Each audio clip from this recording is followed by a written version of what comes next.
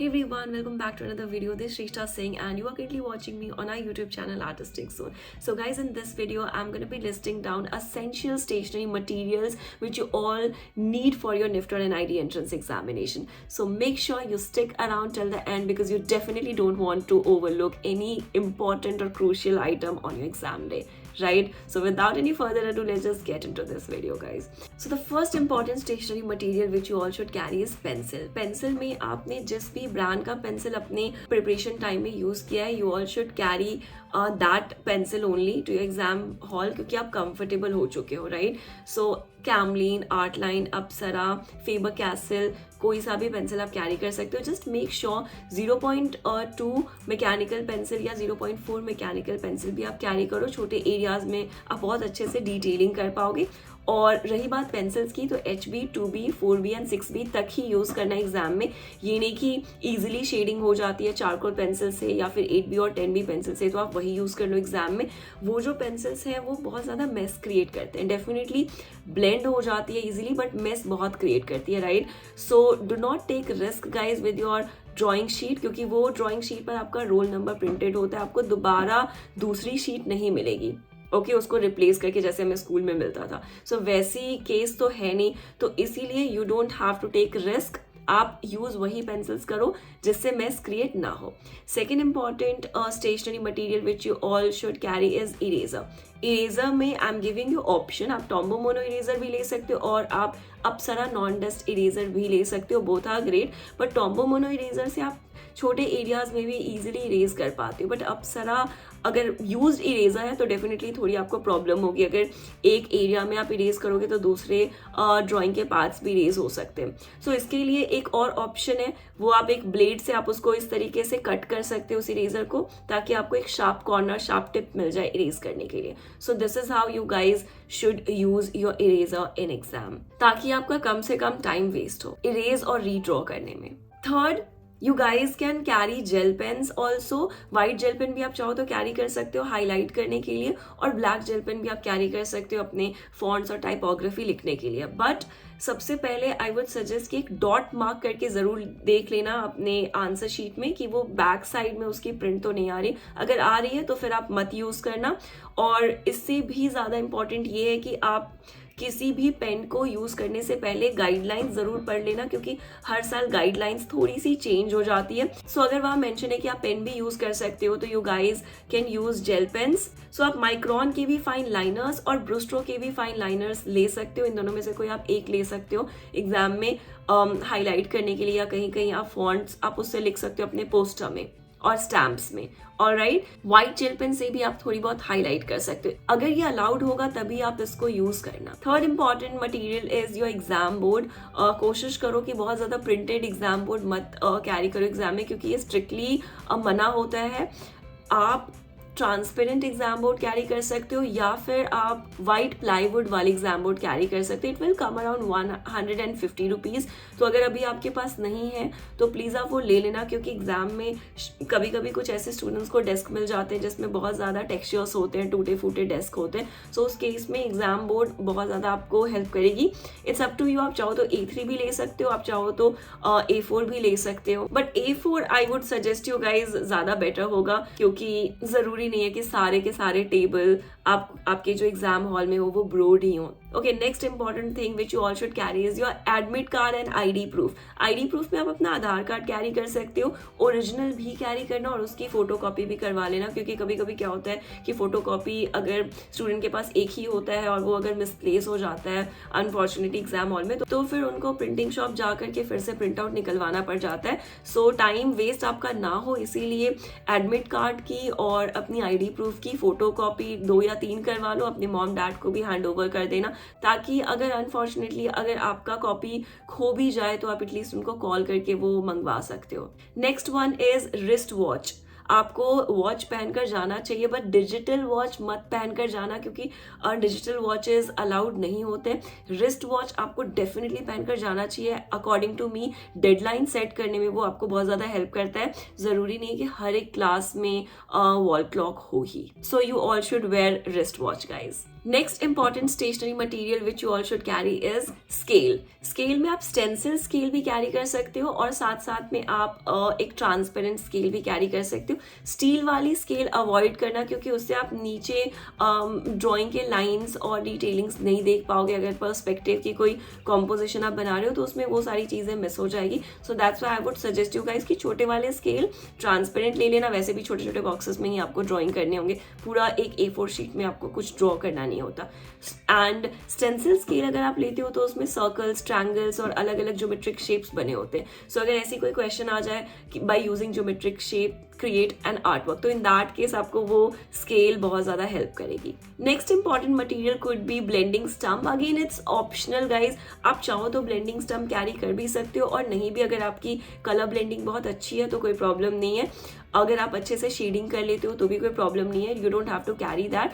But अगर आपकी shading में पैचेस आते हैं, क्योंकि कलर तो ब्लेंडिंग स्टम्प से अच्छे से ब्लेंड नहीं हो पाता, बट जब आप शेडिंग करते हो या फिर हैचिंग करते हो, हैचिंग करके जब आप उसको स्मज करते हो अपने ड्राइंग को, तो वहां पर ब्लेंडिंग स्टम्प से आप उसको बहुत अच्छे से ब्लेंड कर पाते हो। बट कोशिश करो साइज 0 ही लेकर जाने की। बहुत मोटे वाले ब्लेंडिंग स्टम्प्स लेकर जाओगे तो बहुत ज्यादा मेस भी क्रिएट हो सकता है। Next one is sharpener. Definitely ये तो आप कैरी करोगे, बट कोशिश करो 1 या 2 शार्पनर्स कैरी करने की, और ऐसे शार्पनर्स आप लेकर जाओ एग्जामिनेशन हॉल में जिसको आप ऑलरेडी आपने यूज कर रखा है। ये नहीं कि बिल्कुल नया नया 2-3 लेकर चले जाओ और उससे बहुत ज्यादा पेंसिल शार्प हो जाए और टूट भी सकती है, राइट। कभी कभी ऐसे शार्पनर्स भी आते हैं। सो शॉर्ट पॉइंट शार्पनर्स आपको लेने चाहिए। नटराज या फिर आप डोम्स की शार्पनर ले सकते हो एंड उसको ट्राई जरूर करना। और सारे के सारे पेंसिल्स को पहले ही आप शार्प कर लेना ताकि आपको एग्जामिनेशन हॉल में शार्प भी ना करना पड़े। Next one is tissue paper और हैंकी। टिश्यू पेपर और हैंकी आपको डेफिनेटली कैरी करना चाहिए। मान लो आप अपने ड्राइंग शीट में कुछ ड्रॉ कर रहे हो, अगर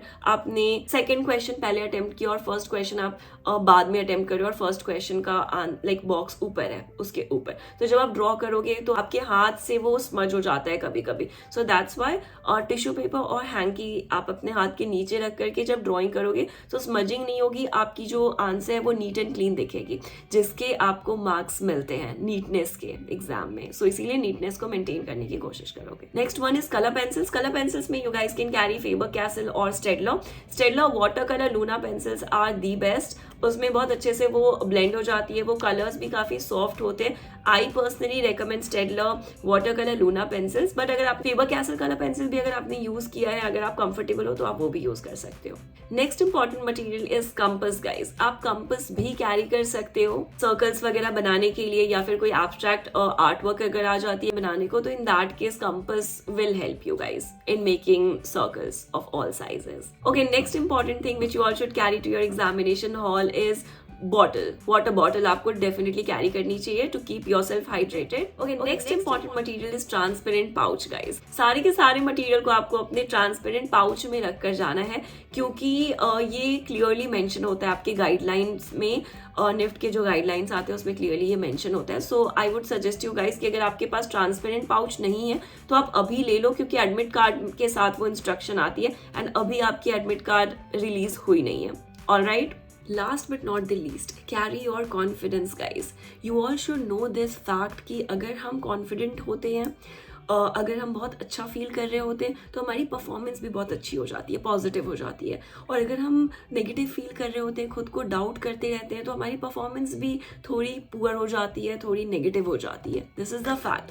एंड डेफिनेटली ये सच है कि हमारे अंदर इमोशंस को, फीलिंग्स को बाहर के सिचुएशन ट्रिगर कर सकते हैं और करते भी हैं, राइट। एग्जाम के पहले नर्वस फील करना, एग्जाम के पहले नर्वस सिर्फ आप ही फील नहीं कर रहे हो, बहुत सारे लोग करते हैं, राइट। मैंने भी कभी किया था, बट इससे आप कोप अप कैसे होते हो, that's the drill and that's gonna create an edge in your life guys. ये एक माइंडसेट शिफ्ट है जो आप सब कर सकते हो अपने साथ।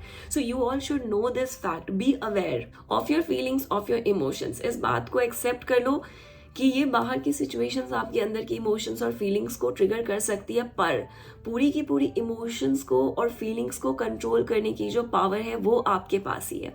ओके, सो भले ही आप कितना भी नर्वस क्यों ना फील कर रहे होगे, बट आपको ये पता नहीं है कि हम कैसे मोटिवेटेड फील करें, कैसे हम बहुत ज्यादा पॉजिटिव फील करें, इसीलिए आप उसको सॉल्व नहीं कर पा रहे हो। Are you getting me? So I am just here to share a solution to you guys. और मैं ऐसी सोल्यूशन शेयर करूंगी जो मैंने खुद भी अप्लाई करी है अपने लाइफ में, और एक बार नहीं बहुत बार मैंने ये सोल्यूशन अप्लाई करी है. It's like a formula in my life. तो जब भी मैं नर्वस होती हूँ और जब भी मुझे लगता है कि ये काम मैं नहीं कर सकती, I start visualising that particular event और I start visualising that particular task. मतलब अभी आपके केस में आपकी एग्जाम है, राइट? एक वीक के बाद आपकी एग्जाम है, right? So you are not feeling motivated enough, right? But at the same time you also know this कि आपने अपनी खुद की मर्जी से ये प्रिपरेशन करी है, right? But still if you are not feeling positive, if you are not feeling confident, there's something wrong which is going around in your head, which is comparison, self doubt करना छोड़ दो, comparison करना छोड़ दो. मैं आपको steps बता रही हूँ, मैं आपको सिर्फ एडवाइस नहीं दे रही हूँ कि छोड़ दो, बिकॉज आई नो कि छोड़ना कितना मुश्किल होता है और वो ऐसे ही नहीं छूटता, राइट? जब आप कुछ समझ जाते हो ऑटोमेटिकली वो सिचुएशन खत्म हो जाती है. So you just need to do this thing right now. What you guys can do is just close your eyes. और अभी आपको नेगेटिव फील हो रहा है, अभी आप डीमोटिवेटेड जो फील कर रहे हो, उसके बारे में मत सोचो. डेली रात को सोते वक्त अगर आप लो फील करते हुए सोओगे तो वो फीलिंग नेक्स्ट डे थोड़ी बढ़ जाती है, राइट? माइंड में, सबकॉन्शियस माइंड में. और डेली अगर आप पॉजिटिव बोल करके, पॉजिटिव करके खुद को सोते हो, पॉजिटिव विजुअलाइजेशन करके सोते हो, तो वो पॉजिटिविटी इंक्रीज हो जाती है, पॉजिटिविटी मल्टीप्लाई होती है, राइट? सो डेली रात को सोने टाइम आपके पास दो ऑप्शन है. एक तो आप प्रेशर फील करो, अपने आप को ये बोलो कि पता नहीं क्या होगा, कैसे होगा, मैं कैसे क्वेश्चन सॉल्व करूंगी. You have two choice. Either you can think like that और you can replace those thoughts with positive thoughts. अब मैंने आपको बताया कि जब आप पॉजिटिव सोचोगे तो उसकी रिजल्ट भी पॉजिटिव होगी. You will end up feeling good. और जब आप अच्छा फील करोगे तो आप लाइट फील करोगे. जब आप लाइट फील करोगे तो आप एग्जाम के लिए पूरी तरीके से प्रिपेयर्ड फील करोगे. सो हमारा माइंड ऐसे ही काम करता है. जिस थॉट के बारे में आप ज्यादा सोचते हो वो बढ़ जाती है. प्रॉब्लम के ऊपर ज्यादा सोचते हो, प्रॉब्लम बढ़ जाएगी. सोल्यूशन ओरिएंटेड होकर के सोचते हो, किसी भी इवेंट को देखते हो तो सोल्यूशन निकल कर सामने आएगा, right? So you all should know how our mind functions. Okay, so अगर अभी आप लो फील कर रहे हो तो अगर आप नोटिस करो अपने थॉट्स को, तो आप बार बार खुद को डाउट कर रहे हो, खुद के एबिलिटीज पर डाउट कर रहे हो, आप ये सोच रहे हो कि पता नहीं क्या होगा, कैसे होगा एग्जाम. इसीलिए you and up feeling frustrated, right? You and up crying. बहुत सारे ऐसे मुझे इंस्टाग्राम पर स्टूडेंट्स के टेक्स्ट आए हैं, they are freaking out. So you need to do this right now guys.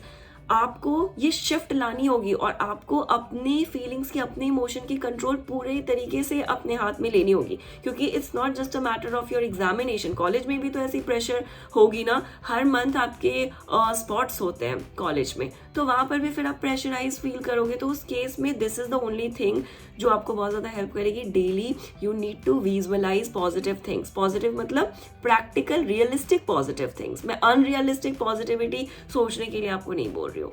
So think about it. जो भी इवेंट है, यहाँ पर इवेंट आपका एग्जाम है, so close your eyes right now. You can do it with my suggestions.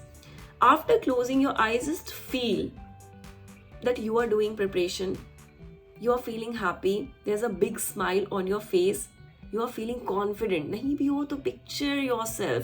आप देखो अपने आप को कि जब आप confident होते हो तो आप कैसे दिखते हो. कौन सा ड्रेस पहनकर आप एग्जाम में जाओगे. अपना कोई फेवरेट टी शर्ट या फेवरेट ड्रेस पहनकर जाओ जैसे आप कॉन्फिडेंट फील करो. ओके, देन उसके बाद ये देखो कि आपको कौन कौन से ऐसे सॉन्ग्स पसंद है जो बहुत अपलिफ्टिंग है. तो उन सॉन्ग्स को सुन रहे हो आप अपने माइंड में. अभी तो रियल में सुनना भी नहीं है, माइंड में आप सुन रहे हो and you are feeling very relaxed. कभी ना कभी तो आपने इस रिलैक्सेशन को फील किया होगा ना. सो उस फीलिंग को एक्सपीरियंस करो माइंड में अभी, आईज क्लोज करके.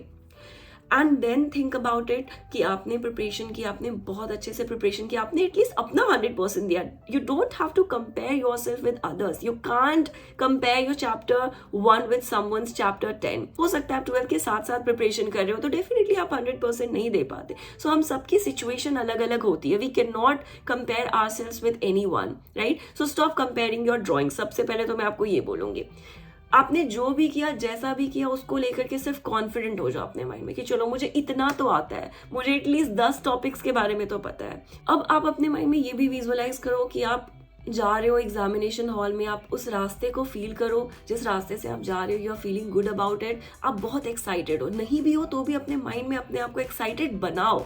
You are the creator of your life, you are the creator of your mood, you can change everything in your life. It's just a matter of thought right now. तो thought को क्यों नहीं change कर सकते? This is the method which I am telling you guys, जो कि मेरे लिए बहुत बार काम कर चुका है. सो इसीलिए I am suggesting you guys कि आप इसको करो और think about it. Bar bar positive सोचो कि आप एग्जामिनेशन हॉल में चले गए हो और आपने जिस दिन का इतने टाइम से प्रिपरेशन किया है, जिस दिन का आप इतने बेसब्री से इंतजार कर रहे थे, वो दिन फाइनली आ चुका है. You are feeling so good, you are feeling so hype, you are feeling so positive, और आपने अपना बेस्ट दिया है एग्जामिनेशन हॉल में, और वहां पर आपसे बेस्ट कोई दे ही नहीं सकता है. You are that best. Are you getting me? So think like that and see something will happen in your mind. Something will change your mood, change your feeling and emotion in just seconds, guys. So ये इतनी effective technique है ना, ये सिर्फ exam के लिए नहीं, आप किसी भी चीज को अगर करने वाले हो, मान लो नेक्स्ट डे या फिर after 1 month, start visualising it in your head. कैसे आप अपने आप को देखना चाहते हो, because it's all in your mind guys. अगर आप अपने बारे में अच्छा सोचते हो, अपने आप को कॉन्फिडेंट देखते हो माइंड में, तो आज नहीं तो कल आप बन ही जाओगे. तो you still have a lot of days right now. 1 week तो है एटलीस्ट आपके पास. इस एक्टिविटी को करोगे तो 1 वीक में एक पॉजिटिव शिफ्ट जरूर आएगी आपके माइंड में. आई होप कि आप इस एक्टिविटी को, इस विजुअलाइजेशन टेक्निक को जरूर फॉलो करोगे आफ्टर दिस वीडियो, और मुझे जरूर बताना कि आपको कैसा फील हुआ. Trust me, you will end up feeling good about yourself. So just believe in yourself guys. आपका एग्जाम बहुत अच्छा जाने वाला है. All my blessings, all my prayers are with you all. Just put your best foot forward guys. Wish you all the very best for your examination. अगर आप चाहते हो कि मैं किसी स्पेसिफिक टॉपिक पर आपके लिए कोई वीडियो बनाऊं, make sure you right it down in the comment section below. Or if you are someone who is currently studying in 10th or 11th or 12th standard, want to appear for this examination next year, yes, in Artistic Zone, we do provide online classes. If you want to join our classes, you can simply text us on this number. We also provide free demo sessions, guys. Take care. Wish you all the very best for your exam.